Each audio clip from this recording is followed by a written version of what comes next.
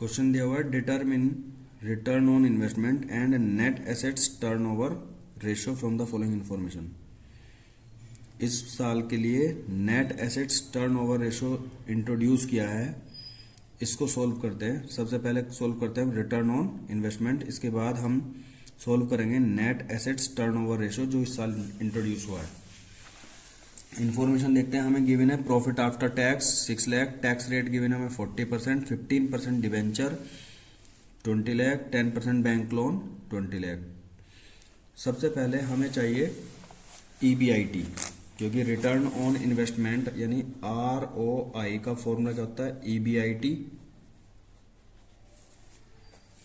Divide by capital employed into 100। EBIT calculate करनी है। EBIT calculate करने का सबसे अच्छा तरीका क्या है कि EBIT का पूरा एक प्रोसेस बनाते हैं, EBIT टेबल बनाते हैं इसकी। EBIT कुछ भी गिवन हो, अगर हम इसमें से इंटरेस्ट को माइनस कर देते हैं तो हमारे पास वैल्यू रह जाएगी EBT। देखो EBIT में से E को हटा दिया हमने, सॉरी I को हटा दिया तो इंटरेस्ट हट गया। इंटरेस्ट को जैसे ही हटाया तो हमारे पास देखो इसको हटा दें तो क्या बनेगा, EBT, E हट गया, EBT बन गया। अगर हम इसमें से भी टैक्स को माइनस कर देते हैं तो टैक्स, ये बिफोर टैक्स है, अगर हम टैक्स को भी माइनस कर दें तो आफ्टर टैक्स बच जाएगा। क्या जाएगा, आफ्टर टैक्स। और हमें यही दिया हुआ है, प्रॉफिट आफ्टर टैक्स दिया हुआ है हमें 6 लाख, 6 लाख दिया हुआ है।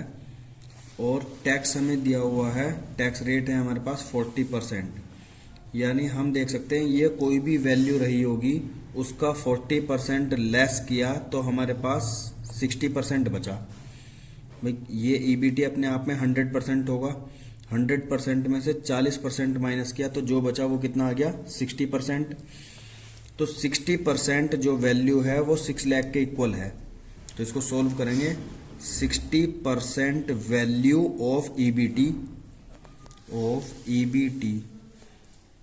क्योंकि EBT 100% है तो 100% माइनस 40 इज इक्वल टू 60%, तो 60% of EBT is equal to 6 lakh. अभी 60% 60/100 लिख सकते हैं, into EBT is equal to 6 lakh.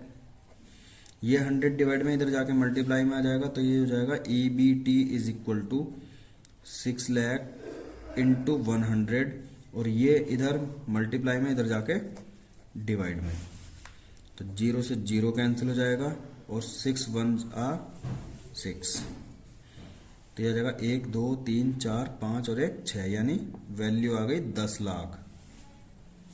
EBT की वैल्यू कितनी आ गई, 10 लाख। ये वैल्यू 10 लाख है। 10 लाख का 40% कितना होगा, 4 लाख।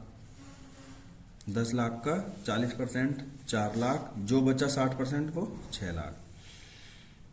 अब ये कह रहा है इंटरेस्ट, इंटरेस्ट किस पर मिलेगा हमें, नॉन करंट लाइबिलिटी पर हम इंटरेस्ट कैलकुलेट कर लेते हैं।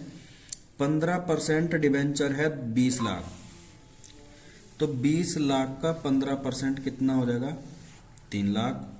तो डिबेंचर पर आ गया 3 लाख। 10% बैंक लोन है 20 लाख, यानी 2 लाख आ जाएगा इसका। लिखेंगे ये कैलकुलेट जो होता है 15% जितना दिया हुआ तो 15% इंटू 20 लाख, 00 से 00 कैंसिल, 1 2 3 4, 1 2 3 4 5, 15 दूनी 30। 3 लाख की वैल्यू आ गई डिबेंचर की। और बैंक लोन कितना था, बैंक लोन था 10%, तो 10 इंटू इज इक्वल टू कितना था, ये भी 20 लाख था। तो इसको भी कैलकुलेट करके देख लो, 1 0 से 1 0 और 1 0 से 1 0, 1 2 3 4 5, यानी ये वैल्यू आ गई 2 लाख। तो टोटल इंटरेस्ट कितना हो गया, टोटल इंटरेस्ट हो गया 5 लाख। तो ये टोटल इंटरेस्ट कितना हो गया, 5 लाख। देखो इसमें से ये कोई भी वैल्यू रही होगी, एक्स वैल्यू रही होगी, इसमें से अगर मैं 5 लाख माइनस कर दूं तो मेरे पास 10 लाख बचा। एक यानी EBIT में से मैंने माइनस किया था 5 लाख, तो मेरे पास 10 लाख की वैल्यू बची थी। EBIT में से मैंने 5 लाख माइनस किया तो वैल्यू बची मेरे पास 10 लाख। ये इधर माइनस का है, इधर जाके हो जाएगा प्लस का, तो EBIT की वैल्यू मिल जाएगी EBIT इज इक्वल टू, ये माइनस का इधर जाके 10 लाख में 5 लाख ऐड हो जाएंगे तो वैल्यू आ जाएगी 15 लाख। तो इसका मतलब ये वैल्यू हो गई 15 लाख।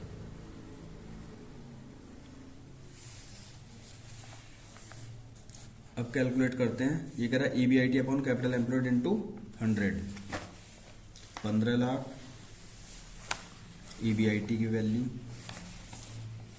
अब हमें कैलकुलेट करनी है कैपिटल एम्प्लॉयड।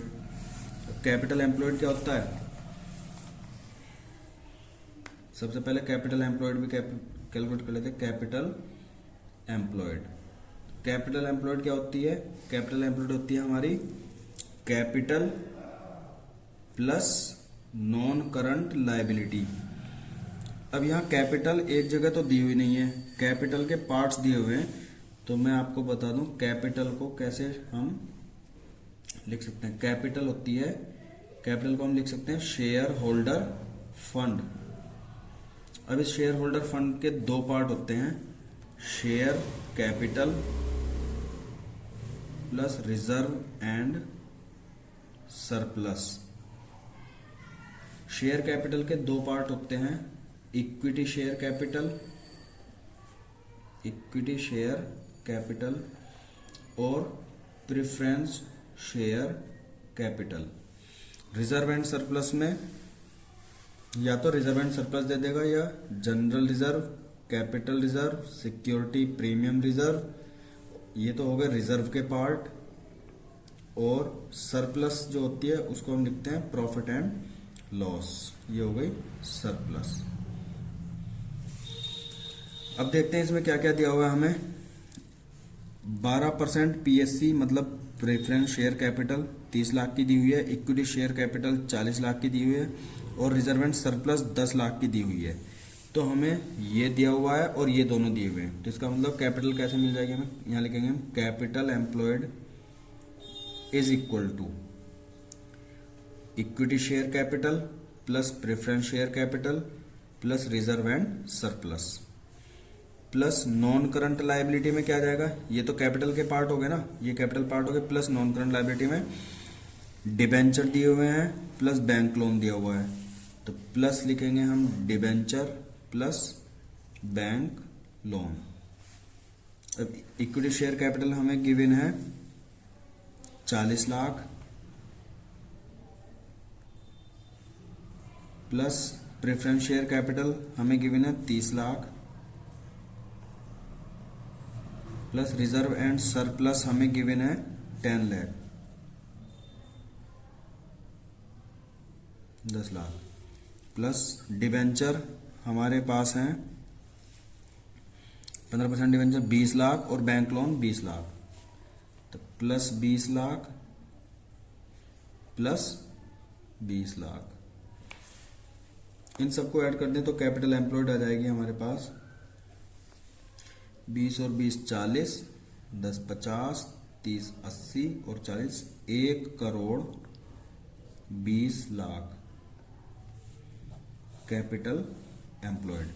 अब हम फॉर्मूला लगाएंगे return on investment is equal to, हमने फॉर्मूला लिखा है ये EBIT अपॉन कैपिटल इंटू 100, तो EBIT upon capital employed into 100। EBIT की वैल्यू कितनी है? EBIT की वैल्यू हमने कैलकुलेट की थी 15 लाख, क्या लिखेंगे 15 lakh divide by 1 crore 20 lakh, 1 crore 20 lakh into 100।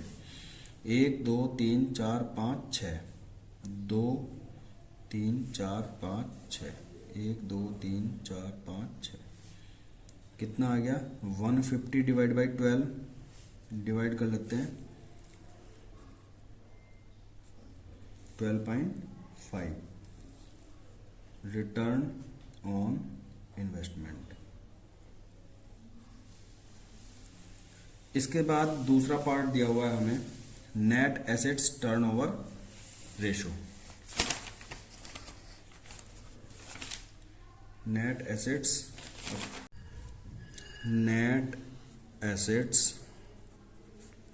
To net assets turnover ratio.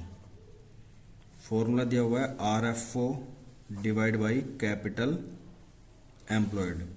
Sales हमारी कितनी है? सेल्स दी हुई 3,75,00,000 minus 15,00,000। 3,75,00,000 minus 15,00,000 divide by capital employed अभी हमने कैलकुलेट किया था 1,20,00,000। कितना आ गया? 3,60,00,000 डिवाइड बाई 1,20,00,000। 0 से 0 काट देते हैं, 6 यानी 36 divide by 12 is equal to 3 times net assets